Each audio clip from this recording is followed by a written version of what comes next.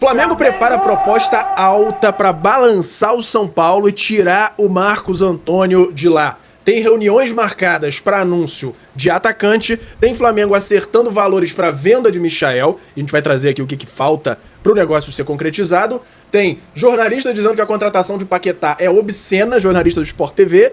Tem detalhes da chegada de Paquetá daqui a pouco e a repercussão, é claro, da derrota do Flamengo para o São Paulo, num jogo que mais uma vez não foi legal, e o sinal de alerta já tá ligado no Flamengo, porque, na minha opinião, não é só por causa de falta de ritmo não, e a gente vai falar tudo isso no vídeo de hoje, mas antes, eu quero saber se você já deu like no vídeo, já se inscreveu no canal e já ativou o sininho pra não perder nenhum novo vídeo. Já fez isso tudo? Então pega a visão, segue o Lucão e bora pras notícias do Mengão. Irmão, pega a visão pra saber tudo que tá rolando no nosso Mengão, é só se ligar no canal do Lucão! E antes de começar o vídeo, já vou lembrando a vocês para dar o like, se inscrever no canal e ativar o sininho. E também, você que tá no celular, tem ali, na opção dos comentários, se você arrastar pro lado, tem uma opção de hypar. Ali você faz com que o meu vídeo chegue para cada vez mais gente. Isso me ajuda muito. Então não esquece de se inscrever, ativar o sininho, dar o hypar e dar o like para me dar aquela moral. Todos os dias tem muita gente passando aqui no canal que acaba não se inscrevendo. E aí você acaba ficando sem as notícias do Mengão e eu acabo não tendo aquela sua moral, mesmo tendo todo esse trabalho aqui no canal. Então eu conto com a ajuda de vocês, beleza? Bora pro vídeo! E fala galera, eu sou o Lucão, estamos aqui hoje pra falar tudo do nosso Mengão, começando, é claro, com essa partida de ontem contra o São Paulo, num jogo que teve confusão no final, o Jorginho acabou sendo expulso reclamando da arbitragem, só que eu acho que o Flamengo não tem que se preocupar tanto assim com o erro da arbitragem e muito mais com os erros recorrentes do elenco. O Flamengo tomou 2 gols em 2 jogos seguidos. Os 4 gols, na minha opinião, em erros individuais, ou pelo menos erros ali dos setores, né? Se a gente for parar para ver ontem, o primeiro gol foi claramente um erro ali de posicionamento dos 2 Léos, tomaram o gol ali do Luciano entre os 2 de cabeça. O segundo gol, um erro ali, uma falha do Pulgar, uma pichotada que fez a bola sobrar ali na cara do gol pro jogador do São Paulo. E aí, meus amigos, não tem jeito. Se o Flamengo entregar os gols, o outro time vai fazer. Porque, se você parar pra ver, o São Paulo não construiu praticamente nada o jogo inteiro. O Flamengo também construiu muito pouco. Mas o Flamengo não chuta gol. Só o Cebolinha chutando a gol. E você não vê aquela organização que a gente está acostumado. Claro, o passe do Flamengo, a troca de passes é muito boa, só que não é objetiva, é aquela troca de passes que envolve, mas aí apertou um pouquinho e já volta a bola lá no goleiro. E eu entendo até esse retorno da bola no goleiro para aliviar a pressão, para espaçar mais o time adversário, que tem que sair para fazer a marcação em cima, porém, o Flamengo às vezes precisa arriscar um pouquinho mais, precisa botar mais intensidade no jogo. Ontem, principalmente, precisava colocar mais concentração no jogo, que eu acho que isso foi o ponto principal, mais do que ritmo. Faltou muita concentração e eu acho que isso aí faz muita diferença. E essa falta de concentração, na minha opinião, é muito atrelada, tem muito a ver com o Flamengo achar que pode ganhar a qualquer momento. O Flamengo acha que por ser o time com o melhor elenco, o melhor time, na hora que quiser resolve o jogo. Principalmente depois que fez o 1-0 e o Felipe Luiz tem a sua parcela de culpa aí, tirando os jogadores que mais estavam causando perigo ao adversário. Primeiro, Carrascal, Pedro e também o Cebolinha, que estava sendo o melhor jogador do Flamengo até sair, fazendo substituições, colocando jogadores fora de ritmo, que tecnicamente são bons também, o Arrasca e o Jorginho principalmente, mas fizeram o time do Flamengo cair drasticamente. Depois, saindo o Everton Araújo, que estava muito bem, nunca critiquei, nunca achei que fosse falar que a saída do Everton Araújo prejudicou, mas sim, o Flamengo perdeu o meio-campo com a saída do Everton Araújo e tomou os gols da forma que tomou. Porque mesmo com isso tudo, se o Flamengo não falhasse individualmente, não tomaria os gols que tomou. Agora, o problema todo não são nem as falhas individuais, é como o Flamengo vem jogando. Muito abaixo, sem aquele padrão de jogo, só com passe de bola, com passes que parece até joguinho de handball, que fica rodando a bola de um lado pro outro, de um lado pro outro. Quando é pressionado, a bola volta lá atrás e não faz mais nada. E aí, quando é pressionado e precisa se livrar, cruza a bola de qualquer jeito na área e não tava dando em nada.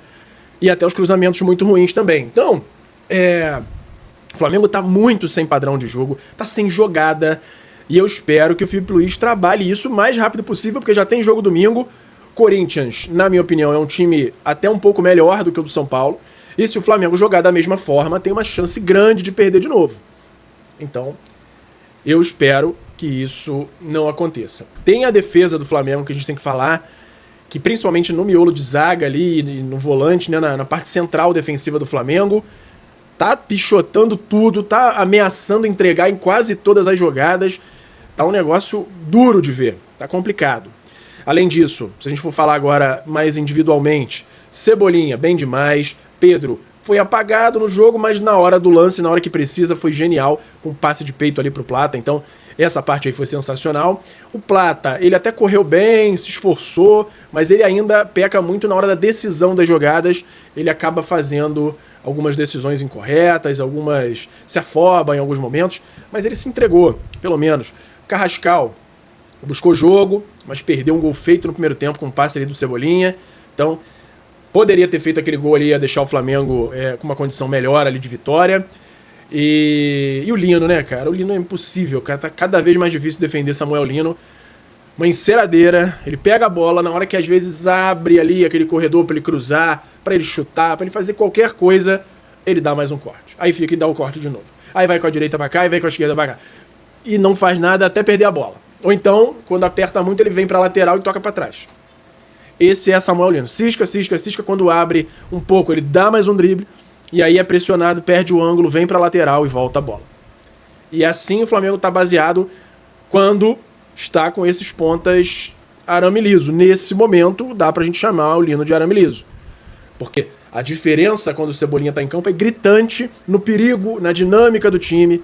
Então, tá complicado e é algo que dá pra corrigir com treinamento, com insistência em treinamento, insistência do Filipe Luís em fazer ele mudar de postura, mas no momento tá duro, tá difícil de ver. Bruno Henrique, insistindo com o Bruno Henrique centralizado. Ele não vai render assim. Bruno Henrique, apesar de mais velho, ele só rende como ponta. Já ficou mais do que claro isso, mas o Flamengo não tem outro atacante. Então na hora que o Pedro sai, entra o Bruno Henrique e não rende. Porque ele não é jogador centralizado. Bruno Henrique não é centroavante. A questão é essa.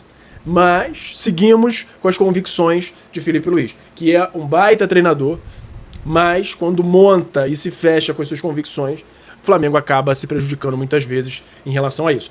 Mas eu nem boto tanta culpa no Filipe Luís, apesar das substituições não terem sido boas. Eu acho que é muito mais o Flamengo, a concentração do Flamengo, sair desse salto, parar de achar que vai resolver o jogo, que o jogo tá ganho, porque senão vai tomar virada e vai perder muito jogo durante o ano assim. Espero que tenha servido de lição, num momento que dá tempo ainda de mudar a postura. Tem jogo domingo, tem final domingo contra o Corinthians da Supercopa do Brasil, e a gente espera que seja outro Flamengo. Vamos seguindo aqui para falar, claro, do pênalti no fim do jogo. Na minha opinião, foi pênalti claríssimo. É claro, não é toda a câmera que a gente consegue ter a visão que dá naquela câmera ali por trás, que dá para ver o trançapé, que impediu o Arrascaeta de finalizar da forma que ele gostaria. E aquilo ali é pênalti, claro. O erro principal aí é o Wilton não ter ido ver, porque ele no campo talvez não conseguisse ver aquele toque. Mas ele indo no VAR, ele certamente veria e daria o pênalti. Agora o VAR, mais uma vez, já sendo protagonista na primeira rodada, né? Porque pelo menos seria um empate pro Flamengo. Apesar do péssimo jogo, seria um empate pro Flamengo. Mas, enfim, já começa com o árbitro sendo protagonista. Jorginho foi reclamar, ficou falando que é uma vergonha pro juiz ali na saída do campo, já foi expulso, já é desfalque para a segunda rodada do Brasileiro, mas de qualquer forma era bem provável que já tivesse controle de carga, então Jorginho joga no domingo contra o Corinthians e fica fora do próximo jogo contra o Inter na segunda rodada do Brasileirão. Seguindo aqui sobre as falas nas coletivas, o Cebolinha comentou sobre o momento do Flamengo, falou sobre o ritmo do time. Eu estou me sentindo muito bem, mas a gente ainda sente muito a parte do ritmo. A gente fez um ótimo primeiro tempo, queríamos ter ido para o intervalo com vantagem, mas não conseguimos, temos que ajustar os erros. Falou assim no intervalo. Enfim, teve um monte de fala, Filipe Luís falando de arbitragem, Jorginho não quis falar, disse para chamar o juiz para dar entrevista, muita coisa, mas aquele blá blá blá, e a gente tem que ver a melhora do Flamengo no campo, principalmente. Vamos mudar de assunto, falar aqui do André Rizek, o jornalista lá do Sport TV, falando que a contratação de Lucas Paquetá pelo Flamengo é obscena. E aí, pela palavra, né, a gente já fica de nariz meio torto, tentando entender, porque a palavra normalmente tem uma conotação mais pejorativa, mas ele explicou. Eu acho que nunca vi um elenco desse no futebol brasileiro. O que o Flamengo tá fazendo é obsceno, no bom sentido. A contratação do Lucas Paquetá é um negócio bombástico. Ele desembarca no Brasil como principal nome do futebol brasileiro. Paquetá tem 28 anos, talvez o auge dele nem tenha chegado ainda. E é uma coisa que eu tava falando esses dias aí numa roda de amigos, que é exatamente isso. O auge do jogador normalmente é nessa faixa aí de 28 a 30 anos. E o Paquetá tá vindo agora empolgado para jogar onde ele quis jogar, com toda essa capacidade técnica dele, de força também, física e técnica aliadas, e ele pode ser um cara aí, um divisor de águas no Flamengo ainda mais. Então, chegada do Paquetá daqui a pouco, por volta das 10 da manhã, a gente vai trazer os detalhes já aqui para vocês, mas essa foi a fala aí do André Rizek.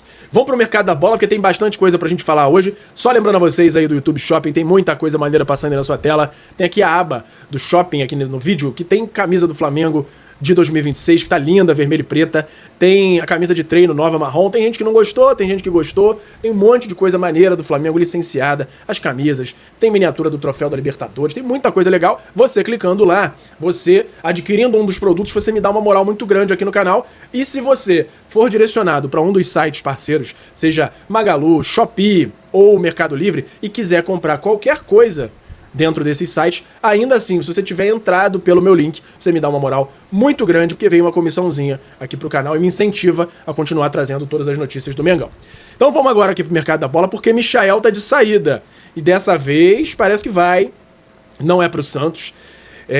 O Flamengo recebeu uma proposta de um time lá da Arábia Saudita, do Al Ula, como a gente trouxe, e tá chegando a um acordo. O atacante Michel tá cada vez mais próximo de deixar o Flamengo, isso porque o mais querido recebeu proposta do Al Ula pelo jogador de 29 anos. A oferta do time da Árabe é de 3 milhões de dólares. Então, tem essa proposta aí que o Flamengo já aceitou. Falta o acordo salarial ainda com o time do Al Ula, mas parece que tá mais próximo do que estava com o Santos. Parece que ele estava pedindo salário ali na casa dos 2 milhões de reais. O time do Santos não chegou a esse valor. O Flamengo não queria pagar a parte do salário dele. E aí não chegaram a um acordo, mas parece que o time árabe está disposto aí a arcar com esse salário, ou pelo menos chegaram a um acordo aí com o Michael. E a gente continua acompanhando. Parece que o Santos já tinha até vídeo pronto para anunciar o Michael, mas essa pedida aí acabou fazendo o negócio dar para trás. Aí o Santos acabou fechando ontem com o Rony, aquele atacante ex-Galo, ex-Palmeiras. Então, Michael aí a caminho da Arábia, e a gente acompanha esses capítulos finais aí para confirmar que houve acerto dele salarial e que de fato vai haver a transferência. Assim que a gente tiver essa confirmação, eu trago aqui para vocês, beleza? Chegada de Paquetá hoje por volta das 10 horas, 10h30 da manhã. Na saída do jogo ontem, o José Boto falou que precisava ir porque ia ao terminal pela manhã. E aí, basicamente, é porque ele ia ao aeroporto, recebeu o Paquetá. Então, confirmando, já tinha foto também do Paquetá com a família no avião, tudo mais. Durante a coletiva, uma das perguntas pro Felipe Luiz foi sobre o Paquetá, falando que o Flamengo já tinha confirmado a chegada dele. E aí o Rodrigo Paiva, lá, o assistente de comunicação do Flamengo, assistente não, né, diretor de comunicação do Flamengo, falou, o Flamengo não anunciou. Ele botou um vídeo nas redes sociais do Paquetá falando. Só vai ter anúncio oficial depois dos exames médicos. Então, foi essa fala aí do Rodrigo Paiva, mas tá certo, né? Ele já tá a caminho, chega no aeroporto agora, assina com o Flamengo, faz os exames, e aí sim sai aquele anúncio oficial, aquela arte legal, oficial do Flamengo, para anunciar o Lucas Paquetá.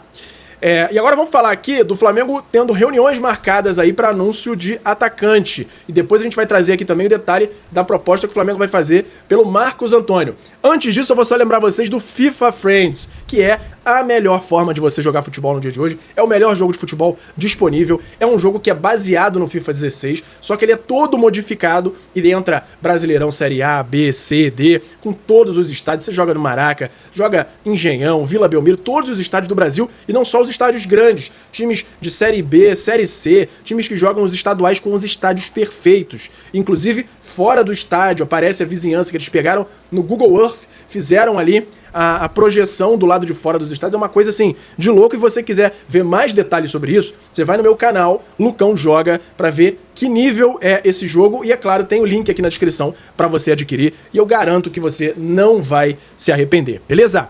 Vamos seguindo aqui com a informação sobre José Boto marcando reuniões por Marcos Leonardo e Cauã Elias. O Boto já está agendando aí conferências, nessas calls que ele vem fazendo para acertar, assim como ele fez com o West Ham pelo Paquetá. Ele está buscando novas reuniões por Marcos Leonardo junto ao Al Hilal e por Cauã Elias junto ao Shakhtar Donetsk. E aí ele precisa tentar quebrar um pouco os valores até o momento das duas tentativas. Principalmente do lado do Shakhtar, que até tem um salário razoável, no caso do Cauã Elias, mas precisa diminuir a pedida de valores de transferência junto ao Shakhtar, que pediu alto, pediu cerca de 40 milhões no início, 40 milhões de euros, né? Então o José Boto tenta diminuir aí essa pedida e o Flamengo está disposto ali cerca de 20 a 30 milhões de euros, mas é claro que tentando baixar ao máximo esse valor. Do lado do Marcos Leonardo, existe até um caminho um pouco mais tranquilo em relação ao acerto com o Al Hilal. O Flamengo entende que se chegar ali na casa dos 20 milhões de euros, o Al Hilal deve liberar o Marcos Leonardo. Porém, do lado dele, a questão salarial fala mais alto, porque a pedida dele é de mais de 3 milhões de reais por mês. Isso aí passaria com sobra o salário do Jorginho, por exemplo. Ia se aproximar ao salário que o Paquetá chega aqui no Flamengo para receber, que é de mais de 3 milhões de reais por mês. E o Flamengo não entende que o Marcos Leonardo é um jogador para receber isso tudo e tenta diminuir a pedida, chegar a um acordo para aí sim fechar com o Al Hilal e trazer o jogador. O Al Hilal que tem esse problema aí das vagas de estrangeiro, por isso não deve fazer tanto esforço para manter o jogador, e a gente continua acompanhando aí e qualquer novidade traz aqui para vocês, beleza? Para finalizar, vamos falar aqui de Marcos Antônio, porque foi divulgada a reunião que o Boto teve com a nova diretoria do São Paulo, né? A nova presidência que entrou no lugar lá do Júlio Casares, que sofreu impeachment por conta lá do escândalo da administração, lá dos camarotes e tudo mais. E aí, nessa reunião, o São Paulo perdeu a noção do ridículo, falou que o preço do Marcos Antônio para venda é de 25 milhões de euros, o negócio assim, jogou lá no alto, e o Flamengo, na mesma hora, disse que não tem esse dinheiro para pagar pelo Marcos Antônio, e no fim da reunião, o São Paulo batendo o pé, dizendo que só aceitava esses valores, o Boto falou, eu vou mandar a proposta oficial, hein? Deu uma prometida, e aí a proposta que o Flamengo pretende fazer, o Flamengo entende que o São Paulo fez essa primeira pedida alta, mas a proposta que o Flamengo tem pode balançar, principalmente por conta da situação atual do São Paulo. E o São Paulo ele tem medo de vender o jogador e sofrer aquela represália da torcida, por achar incorreta aí a atitude do São Paulo. Mas eles estão precisando de mais de dinheiro, estão vendendo almoço para comprar janta, estão precisando muito de grana.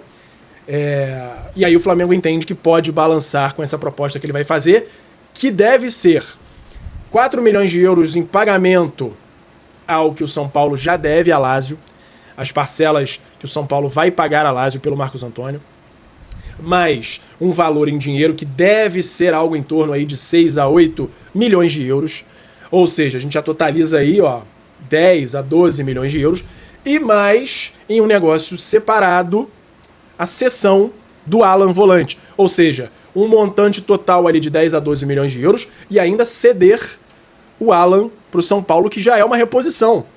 São Paulo não vai gastar mais para repor. Então seriam 12 milhões na mão de lucro para ainda ter um jogador ali de reposição, porque o Alan no Flamengo, ele não está no nível dos outros jogadores, mas no São Paulo ele jogaria. Se bobear, vira titular.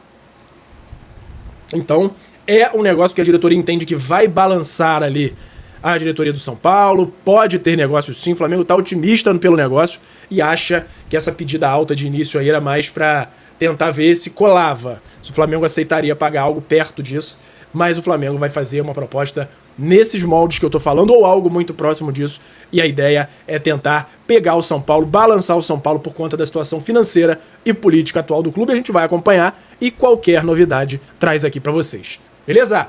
Por hoje era isso. Flamengo!